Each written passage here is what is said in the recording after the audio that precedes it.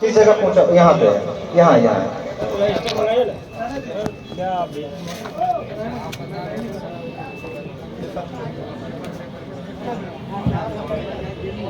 हाँ, तो पहले ऑनलाइन के लिए बता देते हैं, फिर इसके बाद बताएंगे। तो लगभग हमको लग रहा है कि यहाँ जो आए हैं 5-7-10 आदमी को छोड़ के सबके साथ ये दिक्कत होगा कि ऑनलाइन किसी न किसी पे गड़बड़ होगा।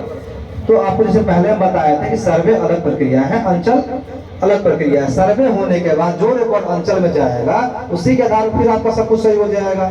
1962 में सर्वे हुआ, सर्वे सही हुआ या गलत हुआ, जो हुआ जो रिकॉर्ड गया उसी वही आधार हुआ।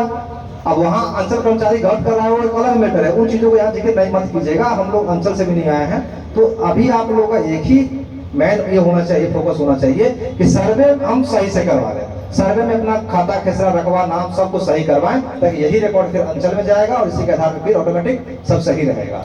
ठीक है, तो ये क्वेश्चन हमको लग रहा है कि आप लोग नहीं कीजिएगा कि सर मेरा खाता गलत है अंचल में, या ऑनलाइन गलती है, खतियान नहीं चढ़ा है ऑनलाइन, या फिर दाखिल खारिज नहीं करवाए हैं। इस सबसे अभी कोई मतलब नहीं है। आप लोगों को सिर्फ ये जो फॉर्म बताया है पत्र 2 स्वघोषणा का फॉर्म, उसको भरिए।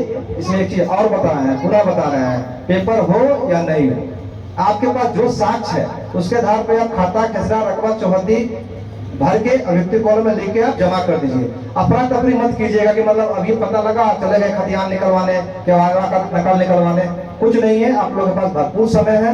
अभी इसके बाद जब हम हो जाएगा तब अगला प्रक्रिया जब खानापुरी का होगा, यहाँ वहाँ पे ओरिजिनल पेपर दिखाना अनिवार्य है। लेकिन तब भी यदि आपके पास रिकॉर्ड नहीं मिल पाया तो जांच का विषय है, वो हमारा दायित्व है। यदि कानून को वहाँ पे साइन करेगा कि भाई इनके नाम से खाता दर्ज करें, तो हम आंख बंद करके तो नहीं कर देंगे। वहाँ हम देखेंगे कि नहीं जेन्युइन इनका है कि नहीं है। यदि वो जमीन किसी विभाग से संबंधित नहीं है, सरकारी विभाग नहीं है, उस पर किसी प्रकार का दावा नहीं आता है, आपके द्वारा कई सालों से जोता जा रहा है और किसी का आपत्ति नहीं है, तो ये सब जांच का प्रक्रिया है। हम अपने स्तर से जांच करके आपका खाता वहाँ पे खोल देंगे या खुल जाएगा। ठीक है, तो ये चीज क्लियर कर लीजिए। पहले आप लोग की अभी से किसी भी प्रकार का भागा दौड़ी नहीं करना है, किसी के बहकावे में नहीं आना है कि आपको खतियान के बिना नहीं होगा, केवला के बिना बिहार सरकार हो जाएगा, ऐसा कुछ नहीं है।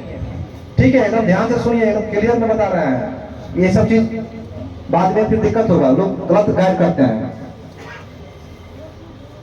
तो सबसे ज्यादा फोकस पत्र 2 पे है, पत्र 2 भरिए।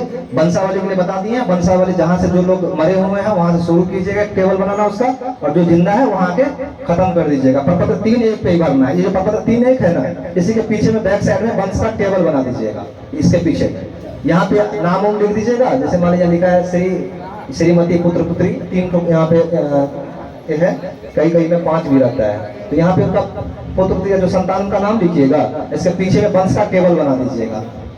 ठीक है, हाँ इस पे भी बना सकते हैं, या कोई दिक्कत नहीं है। वहाँ तो लगभग लोगों को वंश लिस्ट बनाने आता होगा, या जो नहीं आता है तो संपर्क कर लीजिएगा। अगल बगल में हमारे अमीन साहब रहेंगे, उनको फोन कीजिए, वो बता देंगे। लेकिन हर एक आदमी का वो बोलिए कि सर भर दीजिए, ये संभव नहीं है। ये आप लोगों को कोऑपरेट करना है, न कि उनसे भरवाना है। भरने का तरीका सीखना है आप लोगों को। ठीक है, उनको एक फॉर्म आपके पास मान लीजिए 50 या 10 या 20 के वाला है, तो एक वो आपको सामने बैठ के भरवा देंगे कि ऐसे ऐसे भरना है, वहां पे सीख लीजिए, फिर घर पे जाके भरिए। ठीक है,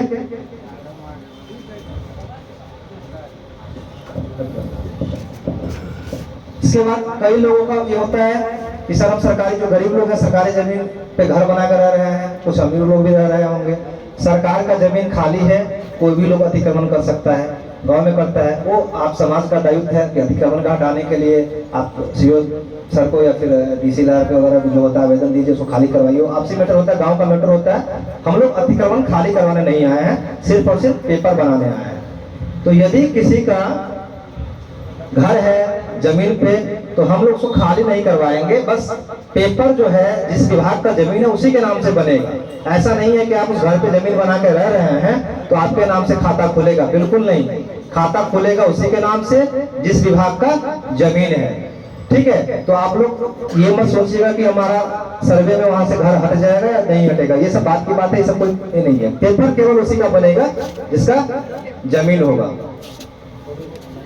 तो मेरे ख्याल से यही जो मूल जानकारियां थी आप लोगों को दिया गया। यदि हो सकता है कुछ क्वेश्चन है तो पूछिए बारी बारी से। एक चीज आप सुनिए, थोड़ा सा प्रक्रिया में और डीपली जा रहे हैं। ये तो हो गया आप लोगों का जो दायित्व था वो बताए हैं। आप सर्वे में एक दो स्टेप आप उसको बता दे रहे हैं। ये जो फॉर्म भरा जाएगा, फॉर्म भरने के बाद जब किस्तवार का प्रक्रिया शुरू होगा, हमारे अमीन साहब जो आपके गांव के अमीन हैं, उसके बाद और जो भी सर्वेक्षण कर्मी पदाधिकारी रहेंगे, सबसे पहले गांव का सीमा का सत्यापन और तीन सीमाना जिसको बोलते हैं ट्रांजैक्शन, 3 गांव के बीच का जो पॉइंट होता है त्रिसीमाना, और 2 गांव के बीच का लाइन सीमाना, उसका निर्धारण करेंगे। उस बीच में जो संबंधित राजस्व ग्राम के रैयत रहेंगे, जिनका जमीन सटा हुआ है, वो लोग रहेंगे, हम लोग रहेंगे। दोनों गांव के बीच का सीमा और त्रिसीमाना का निर्धारण होगा। निर्धारण होने के बाद जहाँ जो त्रुटि रहेगा उसको दूर किया जाएगा और नक्शा फिर चला जाएगा एजेंसी के पास। एजेंसी से फिर नक्शा आएगा 10 दिन में, 5 दिन में, 7 दिन में। इसके बाद हम लोग शुरू करेंगे किस्तवार का प्रक्रिया। तो किस्तवार में आप लोगों को स्थल पे रहना अनिवार्य होता है, ताकि हमारे अमीन को आप चिन्हित करा सके ये प्लॉट हमारा है। किस्तवार में क्या किया जाएगा, आपका जो स्थल है, सुनिए ध्यान से सुनिए, किस्तवार में क्या किया जाएगा। किस्तवार में आपका जो स्थल है, जो आप जमीन को जोत रहे हैं, मान लीजिए 4 या 5 प्लॉट है जो आपका रीजनल सर्वे वाले नक्शा पे दिखा रहा है, अलग अलग नंबर। अभी आप यदि चिन्हित करवा दीजिएगा कि चारों पांचों प्लॉट हमारा है, तो नक्शा जो बनेगा वो चारों पांचों मिला के नया नंबर 1 बन जाएगा। या थोड़ी देर रहने दीजिए, बोलने के टाइम में कीजिएगा। या किसी का एक प्लॉट में 4 भाई का हिस्सा बंटवारे के आधार पे हो गया है, तो आप यदि खलिहान अलग बनवा रहे हैं तो नक्शा भी तो अलग बनेगा ना। तो वहां पे आप दिखा दीजिए कि ये मेरा है, ये मेरे भाई का है, ये अमुक भाई का है, अमुक व्यक्ति का है। तो वहां पे नक्शा का फिर अलग अलग काट के अलग कर देंगे, अलग अलग सबको नक्शा बन जाएगा। ये किस्तवार का प्रक्रिया है। पूरे गांव का किस्तवार जब कंप्लीट हो जाएगा, नक्शा पूरा वापस जाएगा एजेंसी के पास, फिर बन के आएगा। तब जो अगला प्रक्रिया होगा खानापुरी का। खानापुरी में आप लोगों को उस प्लॉट का नंबर दिया जाता है जो प्लॉट आप नक्शा में कटवाए हैं। उसके लिए आप लोगों को अपना जमीन का पेपर दिखाना अनिवार्य है। वहां पे आप ओरिजिनल पेपर दिखाइएगा और उसका एक जेरॉक्स कॉपी अमीन साहब को दीजिएगा। अमीन साहब पीछे में राशि नंबर डाल उस पर लिखेंगे, रेस्टोरेंट का नाम लिखेंगे, और जब वो मेरे पास आदेश के लिए आएगा, जब वो अमीन साहब फिर वो यादाश्त पंजी और वो आपके द्वारा दिया गया पेपर वो लेके आएंगे, उस पर कानून साहब जो रहेंगे वो देखेंगे कि सही पाया गया। फिर वहां पे लिखित में अमीन को आदेश दिया जाएगा कि हमने इनके सभी साक्ष्यों का अवलोकन किया, अवलोकनापरांत सही पाया गया, और अमीन को आदेश दिया जाता है कि उक्त खाता किसरा का रकबा इतना का खाता अमुक व्यक्ति के नाम से दर्ज करे। वहाँ किसी प्रकार का यदि त्रुटि है या कानून को लग रहा है कि नहीं ये गलत है, वहाँ आदेश नहीं देगा। उनको जो समझ में आएगा वो आदेश देंगे। तो आपको वहाँ पे अपने पेपर का, दस्तावेज का एक छाया प्रति उनको जरूर देना है, उनका फोटोकॉपी जरूर देना है, ओरिजिनल दिखाना है। ऐसा नहीं है कि सर ओरिजिनल नहीं है फोटोकॉपी पे काम चला, नहीं, दिखाना ओरिजिनल ही है वहाँ पे। अब जो नहीं है फिर बार बार कह रहे हैं, उसका एक अलग प्रक्रिया है, वो बात की बात है। लेकिन इसमें क्या होता है, कुछ गलत लोग बोलते हैं कि सर है ये नहीं है मेरे पास, फोटोकॉपी पे मार दिए हैं, कुछ दिखा दिए वो, तो वहाँ ओरिजिनल दिखाना है। ये काम साफ सुथरा हो, इसलिए प्रक्रिया है। और जितना चीज बता रहे हैं ये सारा ऑनलाइन है, सारा डिजिटलाइज रहेगा, सारा पेपर डिजिटल रहेगा। आप देख सकते हैं ऑनलाइन सर्वे, उसका जो सर्वे ट्रैकर जो ऐप्स है, या फिर बिहार का जो सरकार की जो साइट है DLRS बिहार.gov.in, उस पर जाके भी आप इसको देख सकते हैं। सारा प्रक्रिया ऑनलाइन है, ठीक है। इसके बाद ये प्रक्रिया होने के बाद जो कानूनों के द्वारा आदेश दिया गया, तो फिर क्या करेंगे अमीन साहब, उसको ऑनलाइन एंट्री करेंगे। उसी चीज को एंट्री करने के बाद ये ऑटोमेटिक उसका एक प्रिंट प्रपत्र 7 बनेगा। प्रपत्र 7 के नाम से खानापुरी पर्चा, वो आप लोगों में पर्चा बांटा जाएगा। प्रपत्र 7 जिस दिन वो पर्चा मिलेगा, पर्चा लीजिएगा। हो सकता है उसमें थोड़ा बहुत त्रुटि होगा, नाम भी गलत हो सकता है, खेसरा नंबर भी गलत हो सकता है, रकबा भी गलत हो सकता है, चौहद्दी भी गलत हो सकता है। तो चौहद्दी के लिए आपत्ति की आवश्यकता नहीं होती है, चौहद्दी ऑटोमेटिक सही हो जाएगा। जब आपका बगल वाले की किसी का जमीन था, मान लीजिए इनका जमीन था, ये नहीं आए पेपर दिखाने, तो हमने बिहार सरकार कर दिया, और आपके उत्तर में ये थे तो उत्तर में आपको बिहार सरकार दिखाएगा। लेकिन आप तो बोलिएगा सर मेरे उत्तर में बिहार सरकार नहीं है, तो जब ये आपत्ति में सही करवाएंगे तो आपका चौहद्दी अपने आप सही हो जाएगा। तो चौहद्दी के लिए आपत्ति नहीं देना है। लेकिन यदि आपका रकबा, नाम, खेसरा, खाता, जाति, धर्म ये सब यदि गलत है, आप आपत्ति भर के दीजिएगा। आप सीधा पेपर लेके पहले घर पे आइएगा, सारे पेपर, पुराना जो पेपर दस्तावेज उसको निकालिएगा, उससे मिलाइएगा। यदि उसके अनुसार आपको रकबा या खाता खेसरा गलत है, तो आप प्रपत्र 8 में एक आवेदन दीजिएगा, जिसको दावा आपत्ति का फॉर्म बोलते हैं। उसके बाद कानगो साहब अपने आईडी से इसको लॉगिन करते हैं। लॉगिन करने के बाद केस आईडी जनरेट होगा। फिर आपको सूचना दिया जाएगा कि आप अमुक डेट को अमुक जगह इतने बजे आप पहुंचिए पेपर के साथ।